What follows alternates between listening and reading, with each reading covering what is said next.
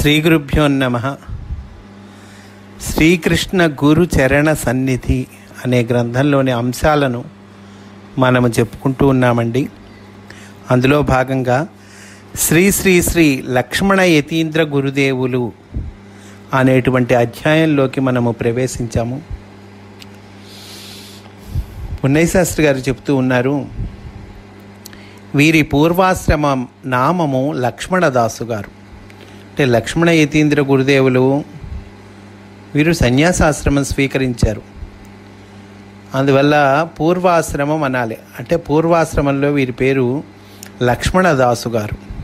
వీరు ముత్తీవి వంశీయులు.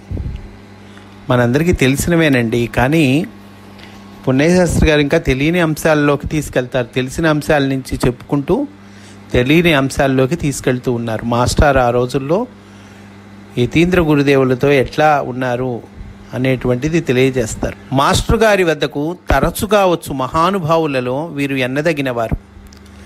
లక్ష్మణదాసు గారి తండ్రి గారు పరమ భాగవతోత్తములు, కారణజన్ములు శ్రీ శ్రీ శ్రీ సీతారామ యతీంద్ర గురుదేవులు. వీరు శ్రీకృష్ణ సాక్షాత్కారము నొందిన మహనీయులు. కృష్ణా జిల్లా పెదముత్తీవి శ్రీకృష్ణాశ్రమమున వెలసిన ముముక్షుజన మహాపీఠమునకు అధ్యక్షులు. ఆ రోజులలో వీరు ముముక్షువు అను పత్రికను నడుపుచుండెడివారు. భక్తి యోగమును ఈ పత్రికలో ప్రచారము చేసిరి.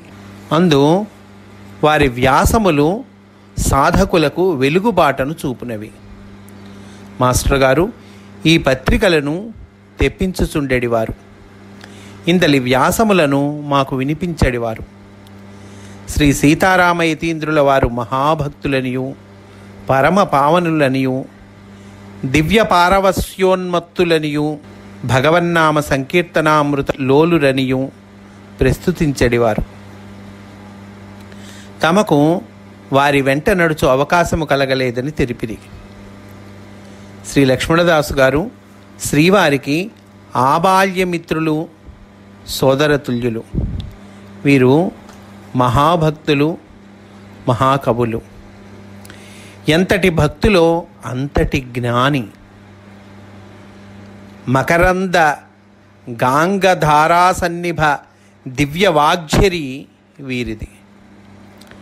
తన ప్రేమ పరిష్వంగమున ఎవరినైనను బంధింపగలవారు. మాస్టర్ గారి దగ్గరకు వచ్చి 1-2 రోజులు ఉండి వారితో కలిసి కవితాగోష్ఠులు నెరపెడివారు. తరచూ వీరిరువురి సమావేశము రాత్రి అంతయు సాగెడిది. అరండలపేట 6వ లైనులో మాస్టర్ గారు నివసించు రోజుల నుండి నేను వీరిరువురి సమావేశమునకు సాక్షిని. ఒకరి రచనలు ఒకరికి వినిపించడివారు. మధ్య మధ్య హాస్యపు జల్లులు విసరుచుండెడివారు. వీరి సంభాషణలలోని లోతులు నాకు అవగతము కాకున్నను నేను ఊరక ఆనందించుచుండెడివాడను. లక్ష్మణదాసు గారి పద్యగాన వైఖరి మాస్టర్ గారిని అలరించడిది. అమ్మగారికి వీరన్నచో చాలా గౌరవము. ఆమె కూడా కొంతసేపు వీరి సమావేశములలో పాల్గొనడివారు. మధ్య మధ్య వీరిరువురికి వలసిన పానీయములు అందించడివారు. వీరు క్వణత్కింకిణి అను పేర ఒక ఖండకావ్యమును రచించిరి. శ్రీకృష్ణుని యందు వివిధ గోకుల వాసుల అనుభూతులు గృత్సబడిన మధుర కావ్యమిది. ఇందు పూతపూతన అను శీర్షికన పూతన స్వామికి స్తన్యమిచ్చి యశోదవలే మాతృస్థానమంది పూతయైన తీరును మనోజ్ఞముగా లక్ష్మణదాసు గారు చిత్రించిరి. మాస్టర్ గారు కూడా తన రాసలీలా కావ్యమున ఇదే భావనా పదమున విహరించిరి. పూతన స్వామికి స్తన్యమిచ్చి దేహము విడిచి పూత నవత్వము అందినదని వర్ణించిరి. భావానుభూతి, భాషా శైలి ఇరువురివి ఒకే రీతిగా సాగినవి. ఇరువురును తమ తమ రచనలను ఒకరికొకరు వినిపించిరి. సహృదయ వక్తలు, సహృదయ శ్రోతలు కావున ఒకరి రచనకు ఇంకొకరు ముగ్ధులైరి. ఈ ఘట్టములను వారు గానము చేయు సమయమున నేను శ్రోతను కాకపోవచ్చు, కానీ ఈ సన్నివేశమును గూర్చి వారి నుండి వింటిని. ఈ మహాత్ములిరువురును కృష్ణ భక్తిలో ఓలలాడిన కొన్ని సన్నివేశములలో పాల్గొన్నవాడను. మాస్టర్ గారు తమ రాసలీలలను శ్రీ లక్ష్మణ దేశికేంద్రులకును, వీరు తమ క్వణత్కింకిణిని వారికి వినిపించిన ఘట్టములలో కొన్నింటిలో నేను శ్రోతగా పాల్గొన్న భాగ్యశాలిని. మాస్టర్ గారు అశ్వత్థామ అను నాటికను రచించిరి. అశ్వత్థామ రుద్రుని ఉపాసించి అఘోరాస్త్రమును బడసి ఉపపాండవులను పాంచాలులను రాత్రివేళ వధించిన ఘట్టము ఇందలి ఇతివృత్తము. మాస్టర్ గారు అఘోరాస్త్ర దీక్షను తన పూర్వ విద్యార్థికి ఒకరికి అనుగ్రహించి అశ్వత్థామ పాత్రధారిగా తీర్చిదిద్దిరి. ఈ నాటకము హిందూ కళాశాలలోని ఏకాదండయ్య పంతులు హాలులో ప్రదర్శింపబడినదట. ప్రదర్శనమునకు ముందు 10 దినములు ఈ కళాశాలలోనే రిహార్సళ్ళు నిర్వహింపబడినవట. మాస్టర్ గారితో పాటుగా శ్రీ లక్ష్మణ దేశికేంద్రులు ఈ నాటకమునకు దర్శకత్వము వహించి తగు సూచనలు సలహాలను వసంగిరి. అంతటి ధీశాలి వీరు. 10 రోజుల పాటు ఈ రిహార్సళ్ళు రాత్రిపూట 2 గంటల దాకా కొనసాగడివి. విరామ సమయమున మిత్రులిరువురును సమీపమున గల గాంధీ పార్కునకు ఏగి అచట ఫలహారము కాఫీ సేవించటివారు.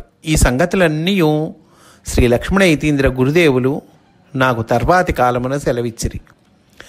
అశ్వత్థామ నాటక ప్రదర్శన విశేషములను గూర్చి శ్రీ సవర నాగభూషణం గారు, శ్రీ ధారా రాధాకృష్ణమూర్తి గారు నాకు వివరించిరి. మాస్టర్ గారు కూడా నాగభూషణం గారితోనూ చర్చించడివారట. శ్రీ మాస్టర్ గారు శ్రీ లక్ష్మణ దేశికేంద్రుల వారి స్నేహ ఘట్టములు శ్రీ నాగభూషణం గారికి బాగుగా ఎరుక. గాంధీ పార్కులోనికి మాస్టర్ గారు మామూలు రోజులలోనూ అప్పుడప్పుడు వెళ్ళి ఫలాహారము కాఫీ సేవించడివారు. వారు ఒక సాయంకాలము అచట నాగభూషణం గారితో కలిసి ఫలహారము సేవించుచుండగా అదే సమయమున పార్కుకు వెళ్ళిన మా మిత్రులు పన్నాల జయరామ శర్మ, జగన్మోహన్ రావు వారిని గమనించిరి. మాస్టర్ గారు ఈ శిష్యులను తమ వద్దకు పిలిచి వీరికి కూడా ఫలాహారమునిప్పించుట జరిగినది. ఈ పుస్తకం రాసేటప్పటికీ ఈ సన్నివేశాలన్నీ కనీసం ఒక 30-40 ఏళ్ల క్రితం జరిగినటువంటి సన్నివేశాలు. అవన్నీ గుర్తుపెట్టుకొని ఇంత చిన్న చిన్న సన్నివేశాలు కూడా మాస్టర్కి సంబంధించిన సన్నివేశాలను గుర్తుపెట్టుకొని ఎట్లా అందిస్తున్నారో చూడండి. పున్నయ్య శాస్త్రి గారు చేసినటువంటి ఈ తపస్సు సామాన్యమైనటువంటి తపస్సు కాదండి. ఏదో అనుకోకుండా ఈ పుస్తకాన్ని మనం చెప్పుకుంటున్నామండి, కానీ ఇందులో ఎంత తపస్సు దాగి ఉందో ఈ పుస్తకాన్ని చూస్తుంటే అర్థమవుతుంది, చదువుతుంటే అర్థమవుతుంది. ఆ తర్వాత శ్రీ పన్నాల రామకృష్ణయ్య గారి గురించి చెబుతూ ఉన్నారండి. పన్నాల రామకృష్ణయ్య గారంటే మన జయరామ శర్మ గారి నాన్నగారు. నేను, మా అమ్మ, మా అక్కయ్య, ఆమె పిల్లలతో కలిసి రైలుపేటలోని ఒక గదిలో నివసించుచుండేటి రోజులు అవి. వేకువనే లేచి ప్రాతకాలమున గాయత్రి జపము గావించి భోజనము కూడా స్వల్పముగా చేసి బ్రాడీపేట చివరిలోని మాస్టర్ గారింటికి నడచి వెచ్చడివాడను. అచ్చట వారొనరించు పూజలో పాల్గొని తీర్థప్రసాదములను గైకొని 10 గంటల ప్రాంతములో కాలేజీకి వెళ్ళడివాడను. మాస్టర్ గారు పూజలో పాల్గొన్న నా వంటి వారికి కుంకుమ బొట్టు నొసట నిలువుగా తీర్చెడివారు కదా, మరియు వారిచ్చిన గంధమును పూసుకొనడి వారము. వారు ప్రసాదించిన తులసిని చెవులకు అలంకరించుకొని గంధము కుంకుమలను అట్లే ఉంచుకొని నేను కాలేజీకి వెళ్ళడివాడను. కాలేజీలో నన్ను ఎవరునూ పరిహసింపలేదు. మాస్టర్ గారు తీర్చిన కుంకుమతో 2 సంవత్సరములు నా జీవితము సాగుట నా భాగ్యము.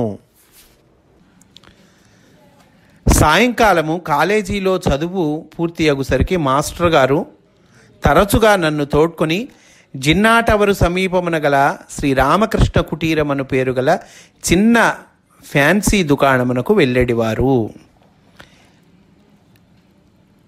ఈ కుటీరమును నిర్వహించిన మహనీయులు శ్రీ పన్నాల రామకృష్ణయ్య గారు. వీరు శ్రీరామనామ క్షేత్ర స్థాపకులలో ఒకరు. శ్రీరామ భక్తులు. వీరి కుమారుడే నా సహాధ్యాయి శ్రీ పన్నాల జయరామ శర్మ. మాస్టర్ గారిపై శ్రీరామకృష్ణయ్య గారికి చాలా గౌరవము. వీరు శ్రీరామకృష్ణ పరమహంస, శ్రీ వివేకానంద స్వాములకు సంబంధించిన సాహిత్యమును, ఇతర ఆధ్యాత్మిక గ్రంథములను తెప్పించి అమ్మేడివారు. శ్రీవారు ఇట్టి గ్రంథములను వీరి వద్ద కొనిడివారు. వీరిరువురి పరిచయము ఎట్లు ఆరంభమయ్యనో మాత్రము నాకు తెలియదు. ఈ కుటీరము వద్ద కొలది సేపుండి మాస్టర్ గారు శ్రీరామకృష్ణయ్య గారితో ముచ్చటించడివారు. వీరిరువురి సంభాషణ ఆధ్యాత్మిక విషయము పైననే సాగడిది.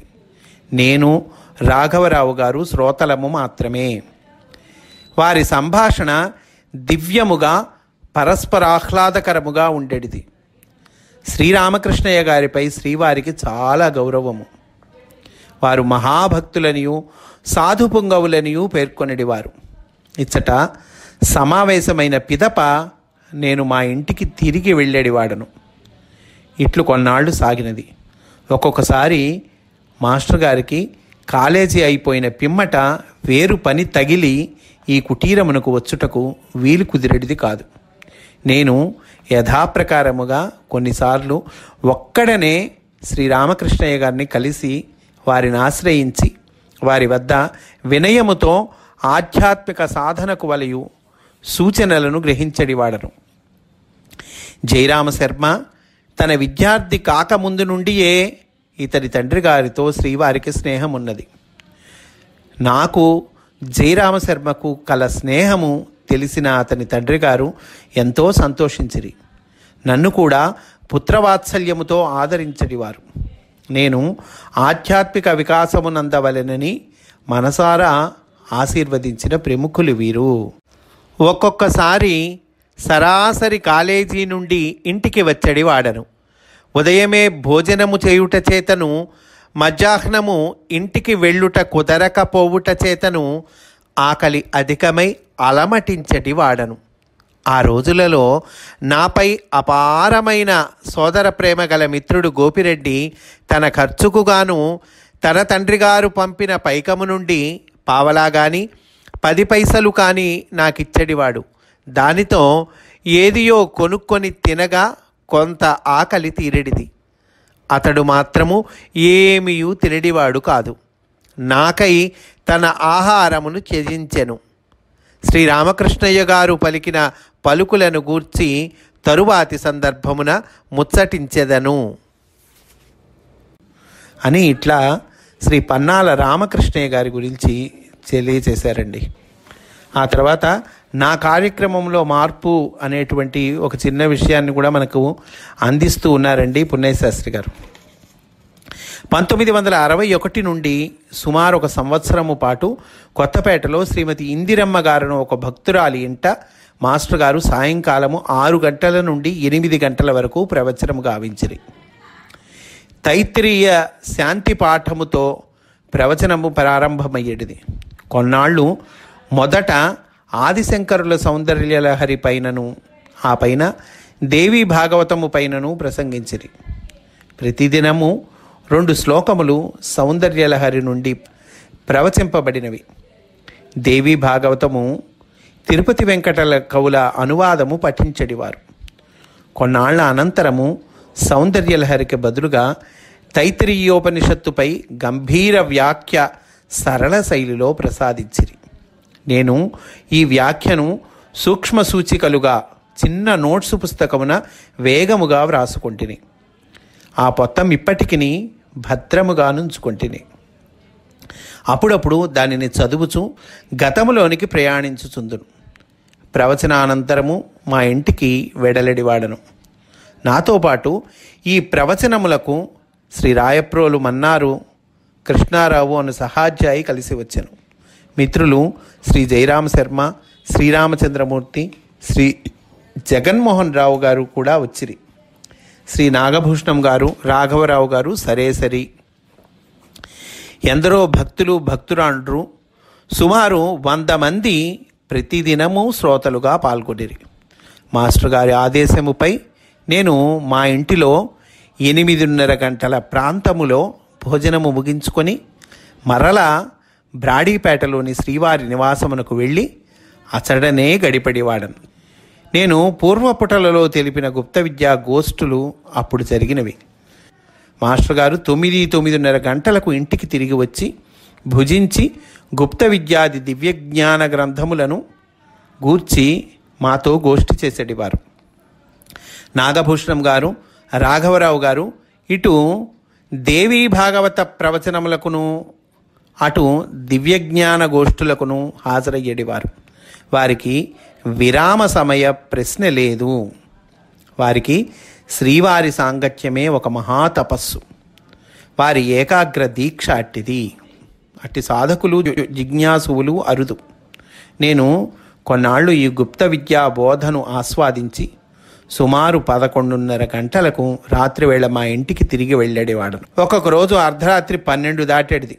మళ్ళీ ఈ గోష్ఠి మాస్టారు చెప్పేటువంటి ఈ మంచి విషయాలు, ఈ గుప్త విద్యకు సంబంధించిన విషయాలు ఇవి విని రాత్రి 12 తర్వాత వాళ్ళ ఇంటికి వెళ్ళేవాళ్ళండి పున్నయ్య శాస్త్రి గారికి. అయితే వాళ్ళ అమ్మగారు పాపం నిద్రపోకుండా ఎదురు చూసేవాళ్ళట ఈయన కోసం, పున్నయ్య శాస్త్రి గారి కోసం. అయితే ఇట్లా మహాపురుషుల ఆ సద్గురువు సాన్నిధ్యంలో ఇట్లా మంచి విషయాలు నేర్చుకుంటాం ఆవిడకి ఇష్టమే. కానీ కాకపోతే తల్లి కదండి, ఈ కుమారుడు పాపం ఇంత శ్రమ పడుతున్నాడని బాధపడి అనేదిట, మరీ ఇంత నడిరే ఇవరకా అని, నా కాలేజీ చదువునకు భంగం కాదా అని కోపించడిదటండి వీళ్ళ అమ్మగారు, పున్నయ్యశాస్త్రి గారు అమ్మగారు.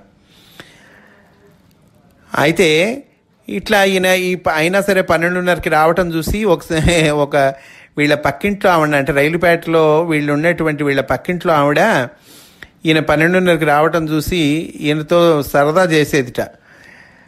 మా బంధువురాలు ఒక ఆవిడ నన్ను చూడగానే ఇక పోయిన ఆయన ఈ 12:30కి రాగానే బయటనే ఈయన చూసేదిట. ఈ వీళ్ళ బంధువులు ఆవిడ చూసి అనేదిట, ఇక పోనాయన మీ అమ్మ మంత్రపుష్పమును చదువుగలదు, సిద్ధపడుము. ఇంక పో, మీ అమ్మ మంత్రపుష్పం చదువుతుంది, దానికి సిద్ధంగా ఉండాలని అనేదిటండి అని చనువుగా మేలమాడేది. మా పెద్ద తల్లి గారి కోడలీమె. ఈమె పేరు ఆకెళ్ళ వరలక్ష్మి. అయితే మాస్టర్ గారు కాలేజీ పుస్తకములను అనుదినము 6 గంటలు చదువుమని ఆదేశించిరి. రాత్రిపూట వారి సన్నిధిలోనే చాలా వరకు సరిపోయేది. కావున పగటి పూటను వేకువజామునను ఒక్క క్షణము వృధా పోనీయకుండా 6 గంటలు చదివేడివాడను. నేను మా తల్లిగారి బాధను గూర్చి శ్రీవారికి మనవి చేసి తిని, వారు మీ అమ్మ కోపించినచో ఏమీ అనకుము, సంతోషించుము, పాపము ఆమె వేదన ఆమెది, ఆమెకు నీపై గల ప్రేమ అట్టిది, అమాయకురాలు ఆమె అని పలికి మీ అమ్మగారి ఆశీరక్షతలు గైకొనుమని పరిహసించడివారు. ఇట్లుండగా కొన్నాళ్లకు మా తల్లి నా కోసం రాత్రి 12:30 గంటల దాకా వేచి ఉండుట కష్టము కావున, మాస్టర్ గారు ఇక నీవు రాత్రిపూట మీ ఇంటికి వెళ్ళవద్దు, మా ఇంటనే పరుండుము, ఉదయము పూజానంతరము మీ ఇంటికి వెళ్ళుదువు గాని అని ఆనతిచ్చిరి. మా తల్లి కూడా ఈ ఏర్పాటునకు సంతసించినది. ఇక మాస్టర్ గారింట అధిక సమయము గడుపు అవకాశము పెరిగినది. నేను నండూరి రాధాకృష్ణ బయట వరండాలో ఒక చాపపై శయనించడివారము. మాస్టర్ గారు కొన్నాళ్ళు తెర తొలగింపు అను దివ్యజ్ఞాన గ్రంథములోని విశేషములను కూడా బోధించిరి. అమ్మగారి సరళ జీవనము అనేటువంటి అధ్యాయంలోకి ప్రవేశిస్తూ ఉన్నాము. పున్నయ్య శాస్త్రి గారు చెప్తూ ఉన్నారు, మాస్టర్ గారు కానీ అమ్మగారు కానీ ఈ భౌతికంగా కనిపించేటువంటి జీవనం అంటే వస్తువులు సమకూర్చుకోవటము, డబ్బులు ఖర్చు పెట్టుకోవటము, ఇంట్లో సదుపాయాలు ఏర్పరచుకోవటము, ఇటువంటి ఈ పైకి భౌతికంగా కనిపించేటువంటి జీవనం ఏదైతే ఉందో అది చాలా సామాన్యంగా, చాలా సాధారణంగా, చాలా నిరాడంబరంగా ఉండేదిటండి ఈ దంపతుల జీవనం. చూస్తే మనము నేర్చుకోవాల్సిన అంశాలు చాలా కనిపిస్తాయండి. ఒకటి కాదు, రెండు కాదు. మన జీవితాన్ని చక్కబరుచుకోవాల్సిన అంశములు ఈ అధ్యాయంలో మనకి బాగా కనిపిస్తాయి. అన్ని అధ్యాయాల్లో కనిపిస్తాయి అనేటువంటిది నిజమే కాదన్ను, కానీ మన నిత్య జీవితంలో మనల్ని మనం సవరించుకోవాల్సిన అంశాలు ఈ అధ్యాయంలో బాగా ఎక్కువగా కనిపిస్తాయి. ఏమంటున్నారో పుణ్యశాస్త్రి గారు విందాం. మాస్టర్ గారికి శయనించుటకు ఒక మడత మంచము మాత్రం ఉండేటిది. ఇక అమ్మగారు పిల్లలు చాపలపై శయనించేటివారు. పరుపులు లేవు. వారి ఇంట భోజనము చేయుటకు గాను ఒక కంచము కూడా లేదు. విస్తళ్లలోనే ఎల్లరి భోజనము. అయినను ప్రతి దినము వారింట 5 10 మందియో అతిథులు భోజనము చేసేటివారు. తమకున్న సౌకర్యములతోనే శ్రీవారు అమ్మగారు తృప్తిపడిరి. పిల్లలకును అట్టి శిక్షణను ఒసగిరి. వారికి వచ్చు నెలసరి జీతము సుమారు 200 రూపాయలు. ఇంత మాత్రముతోనే వారు ఆతిథ్యము నెరపుచు విష్ణు చిత్తునిలాగా ఆత్మతృప్తులుగా జీవించిరి. అమ్మగారు హృదయపూర్వకముగా భర్తగారి సరళ జీవనమునకు సహకరించినది. ఆమె సహజ నిరాడంబరమూర్తి. అతిథి సేవ ఇరువురకును మహాప్రీతి. భర్తకు చేదోడు వాదోడుగా మెలుగుచు సహధర్మచారిణి అయిన ఆదర్శ సాధ్వి అమ్మగారు. తాము నిరాడంబరముగా జీవించిననే వరులకు సేవారూపమగు భగవదర్చనము గావింపగలుగును అవకాశము కలుగునని గాంధీ మహాత్ముడు ప్రబోధించెను. ఎంత మంచి కొటేషనో చూడండి. ఇక్కడ గాంధీ మహాత్ముడు ఇచ్చింది పుణ్యశాస్త్రి గారు చెప్తూ ఉన్నారు. మనం నిరాడంబరంగా జీవిస్తేట ఇతరులకు కావలసిన సేవా రూపమగు భగవదర్చనను మనం చేయగలిగే అవకాశం వస్తుందట. అంతే కదండి. 1,00,000 రూపాయలు లేదా కొంచెం ఓ పెద్ద మొత్తంలో డబ్బులు ఏమన్నా వస్తున్నాయి అనుకోండి, నిరాడంబరం లేకుండా ఆడంబరంగా ఉండేవాడు ఏం ఆలోచిస్తాడు? అరే, ఈ కారు మార్చి ఇంకో కారు కొనుక్కుందాం, లేకపోతే ఈ స్కూటర్ మార్చి ఇంకో స్కూటర్ కొనుక్కుందాం, లేకపోతే ఒక బంగారం కొనుక్కుందాం, ఇంకోటి కొనుక్కుందాం అని ఆలోచిస్తాడు ఆడంబరంగా ఉండేటువంటి వాడు. నిరాడంబరుడు ఏం ఆలోచిస్తాడు? ఓ డబ్బులు వచ్చినాయి కదా, ఈ డబ్బులతో కొంత భాగం ఇంటి ఖర్చులు, పిల్లల ఖర్చులు, ఫీజులు ఇవి వాడుకుందాం, మిగతా అది ఏదైనా భగవత్ సేవలోకి మనం వినియోగించుకుందాం. వనవాసులకు ప్రాచీన ఋషుల జీవన విధాన సూత్రము ఇదియే.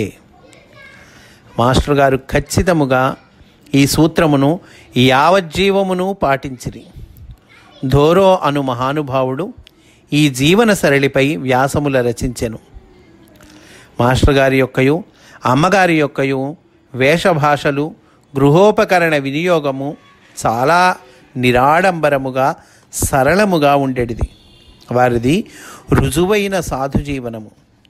ముఖ్యముగా ఆమెకు ఎట్టి ఐహికములైన కోరికలు లేవు. భర్తగారి జీవన శైలిని అనుసరించుచు వారికి మనసారా సహజముగా సహకరించనే కానీ బలవంతముగా కాదు. తనకిది కావలయును అని నోరు తెరచి ఆమె ఎన్నడూ వారిని అడిగినది లేదు. కావలయునని ఉన్నచో కదా అడుగుట. పిల్లలకైనను ఫలానావి కొనిపెట్టుడని ఆమె కోరలేదు. నిత్యావశ్యకములేవియో ఆయన గారికే తెలియను కదా. ఆర్థిక స్థితిని బట్టి వారే ఏర్పాటు చేయుదురు. తాను ప్రస్తావించుట అధర్మమని ఆమె ఆంతర్యము. ఇట్లు ఆచరింపుమని శ్రీవారును తన ధర్మపత్నికి చెప్పిన ఘట్టములు చాలా తక్కువ. నా జీవన శైలి ఇది, నీవు నాకు తోడ్పడుము అని సూత్రముగానైనా ఆమెకు వారు చెప్పుట అన్నది లేదు. ఇదేదో మాస్టర్ గారు ఇట్లా ఉందాము అని చెప్పటము, ఆమె సరే అని ఒప్పుకొని చేయటం అదేం లేదటండి. భర్త గారి హృదయము నెరింగి ఆమె హృదయపూర్వకముగా అనుసరించినది. వారి ఇరువురి జీవన సరళి ఒకటియే. ఒకరి హృదయము ఇంకొకరికి అధివాసము. ఇంత ఏలా ఇరువురి హృదయములు ఒకటియే. ఒకరినొకరు భేదించినది లేదు, వాదించినది లేదు. భర్తకు సేవ చేయుట ఆమెకు ఒక దివ్యానందము. వారు స్నానమాచరించిన తదుపరి వారు కట్టుకున్న తుండుగుడ్డ ఆమెయే ఉతికడివారు, స్నానమునకు ఏర్పాటు చేసేడివారు. ఆమె సరళ జీవనము, నైర్మల్యము, సేవానిష్ట, అతిథుల యందు నేర్పెడి వాత్సల్యము శ్రీవారు గ్రహించి లోలోన సంతసించడివారు. అయితే వేరొకరికి తన భార్య యొక్క ఔన్నత్యమును ఎన్నడూనూ వెల్లడింపలేదు. అయినను ఆమె యొక్క వాత్సల్య సుధను జుర్రిన మానవుడు ఆమె ఎడల పూజ్యభావము నెరపకుండా ఎట్లుండగలడు? ఆమె వాత్సల్యమున వివక్ష లేదు. ఇంటికి వచ్చిన వారెల్లరినీ ఒకే రీతిన ఆదరించు సంస్కారం ఆమెది. భోజనము, ఉపాహారము సమకూర్చుటలో సమత నెరుపువారామె. తాను కన్న పిల్లలను వలనే ఎల్లరను తన హృదయ గర్భమున కని సాకిన వారనియే నా అనుభూతి తెలుపుచున్నది. ముందుగా సమాచారము నంపకుండా ఆకస్మికముగా వచ్చు వారలకును తృప్తిగా ఆమె భోజనము కూర్చడివారు. విసుగు గాని చిరాకు గాని ఏ క్షణమునైనను ఆమె ఎవరి యందునూ చూపిన జాడలేదు. ఒక్కొక్కసారి ఆమె భోజనము చేయుపాటికి మధ్యాహ్నము 3 గంటలయ్యేటిది. ఆమెలో అలసట సూచనలు అప్పటికి కానవచ్చడివి కావు. భర్త, పిల్లలు, అతిథులు భుజింపగా శేషించిన పదార్థములే ఆమె భోజనమునకు అంశములు. కొన్ని ఎడల పదార్థములు దాదాపుగా నిశ్శేషమయ్యేడివి. ఆమెకు శేషమే పరమాన్నము. ధారా సోదరులను రాఘవరావు గారిని ఇంకను కొందరు శ్రీవారి శిష్యులను గోపిరెడ్డి, జయరామ శర్మ, సీతాపతి, సోమయాజులు మున్నగు వారిని తన తమ్ముడగు రాధాకృష్ణను ఓలే ఆదరించిరి. ఇంతకును తమ్ముని కూడా కుమారునిగా పెంచిన అమ్మ ఈమె. ఆయా భక్తులెల్లరూ ఆమెను అక్కయ్య గారు అని పిలుచుట పరిపాటి అయినది. ఆమె ఎంతగా పుత్రవాత్సల్యముతో శ్రీవారి శిష్యులను, బంధువులను, మిత్రులను, సోదరులను ఆత్మీయముగా ఆదరించినను స్త్రీ సహజమగు హద్దును దాటి ప్రవర్తించేటిది కాదు. స్త్రీ సహజమగు ఉచిత లజ్జ ఆమెకు అలంకారముగా శోభిల్లుచున్నది. తాను గురుదేవుల ధర్మపత్నినన్న గర్వరేఖ ఎన్నడూనూ ఆమె యందు పొడసూపలేదు. పైగా గుర్తింపును కోరలేదు, లభించినను లక్ష్య పెట్టలేదు. ఎన్నడూనూ పతిచాటు సతియే. ఈమె శ్రీవారు దిగి వచ్చిన విశ్వహిత ప్రణాళికను సమర్పించుకొనుట జరిగినది. ఈ దంపతులు పరస్పరము తీయని హాస్యపు జల్లులు కూడా ప్రయోగించడివారు కాదు. ఆ సన్నిధిననున్న వారి భాగ్యమే భాగ్యము. వినసొంపుగను మర్యాదాతిక్రమణము గావింపనివై గుండెకు గిలిగింతలు పెట్టి పులకరింతలు కలిగించునట్టివై ఉండెడివి. వీరి దాంపత్యము అరుంధతి వశిష్ఠులయు సీతారాములయు వంటిది. ఆధునిక కాలమున శారదా రామకృష్ణుల దివ్య దాంపత్యమునకు ఎనయైనది. కావుననే తరువాతి కాలమున అమ్మగారిని గూర్చి శ్రీ శ్రీ శ్రీ లక్ష్మణ యతీంద్ర గురుదేవులు చీర కట్టుకున్న కృష్ణమాచార్య అని పేర్కొనిరి. మాస్టర్ గారితో పాటు ఈమెయు కారణజన్మురాలని అనిపించును. శ్రీవారే ఈమెను తమకు సహకారిగా కొని వచ్చారేమో అనిపించును. నేను ఒకసారి రాత్రివేళ భోజనము చేసి మాస్టర్ గారింటికి వెడలితిని. అమ్మగారు భోజనము చేయమని వాత్సల్యముతో నన్ను ఆదేశించిరి. నా కడుపు అప్పటికే నిండి ఉన్నను. ఆ మాతృమూర్తి చేతుల మీదుగా స్వీకరించుట మహాప్రసాదమని భావించి ఆమె ఆదేశమును పాటించి పరమానందముతో ముగించి తిని. అది మొదలుగా అప్పుడప్పుడు మా ఇంట భుజించకుండా అమ్మగారి చేతి మీదుగా స్వీకరించుట అలవాటైనది. ఈ అలవాటు తరచుగానైనది. ఆ పైన అనుదినము ఇట్లు ఒక పూట నన్ను కడుపున గన్న అమ్మ చేతి మీదుగాను, వేరొక పూట నన్ను తన ఎదలో కన్న అమ్మ చేతి మీదగాను భోజనము స్వీకరించసాగితిని. ఆ రోజులు గుర్తుకు వచ్చి ఈ వాక్యములు వ్రాయుచో కనులు చెమర్చుచున్నవి. ఆదివారము కానీ సెలవులు వచ్చినప్పుడు కానీ శ్రీవారి ఇంటనే పూర్తిగా కాలము గడుపుచు అచటనే భుజించడివాడను. 4-5 రోజులు కానీ దసరా సంక్రాంతి సెలవులు కానీ వచ్చినప్పుడు తెనాలిలో ఉన్న మా అన్నగారు నన్ను రమ్మనమని ఉత్తరము రాసేటివారు. మాస్టర్ గారు నన్ను తప్పక తెనాలి వెళ్ళమనేవారు. నేను అన్ని రోజులు గురు వియోగమును సహించుట ఇష్టపడకున్నను శ్రీవారు అన్నదమ్ముల అనుబంధమును ప్రోత్సహించుచూ వెళ్ళమనిడివారు. అన్నగారు తండ్రి గారితో సమానమనియు వారి ప్రేమను నిరాకరించకూడదనియు మాస్టర్ గారి భావన. మా అన్నగారి సంతతితో గడుపుట నాకెంతయో ప్రీతి. మాస్టర్ గారు ఇది గుర్తెరిగి పిల్లలతో గడిపి రమ్మని తెనాలి పంపిడివారు. సమిష్టి కుటుంబ వ్యవస్థపై వారికి ఎంతయో మక్కువ. వారు తన తమ్ములను వారి కుటుంబములను ప్రేమించిన రీతి అసదృశము. అంతేకాదు తమ సోదరులు నలుగురును కుటుంబములతో సహా జీవించుట తమ తండ్రి గారి అభీష్టమని తెలిపిరి. తెనాలి నుండి తిరిగి వచ్చినప్పుడెల్లా అచట నాకు ప్రీతి కలిగించడి విశేషములను అడిగి గ్రహించి సంతసించడివారు. ఇంతకును శైశవముననే తండ్రిని కోల్పోయిన నాకు వారిలో తండ్రి దర్శనమీయసాగెను. మాస్టర్ గారిని కలవక పూర్వము నాకు సన్నిహితులైన పూజ్యస్థానీయులు 3. 1 మా తల్లిగారు, 2 నాకు గాయత్రిని ఉపదేశించి ఆధ్యాత్మిక సాధనను ప్రోత్సహించిన మా అన్నగారు, 3 ప్రాథమిక విద్యాస్థాయిలోనే నాలో దైవభక్తిని సచ్చీలమును బీజములుగా నాటిన శ్రీ షేక్ హుస్సేన్ అను ఉపాధ్యాయులు. ఇప్పుడు మాస్టర్ గారు నా హృదయమునందు సర్వోత్కృష్ట స్థానమును అలంకరించి దానిని ఆవేశించిరి. క్రమక్రమముగా వారిలో సర్వబాంధవ్యములను అర్జునుడు కృష్ణునందువలే సాక్షాత్కరించుకొంటిని. సారథి సచివుడు, బాంధవుడున్, విభుడు, గురుడు, దేవర, దీనికి ప్రేరణ వారి ప్రేమయే.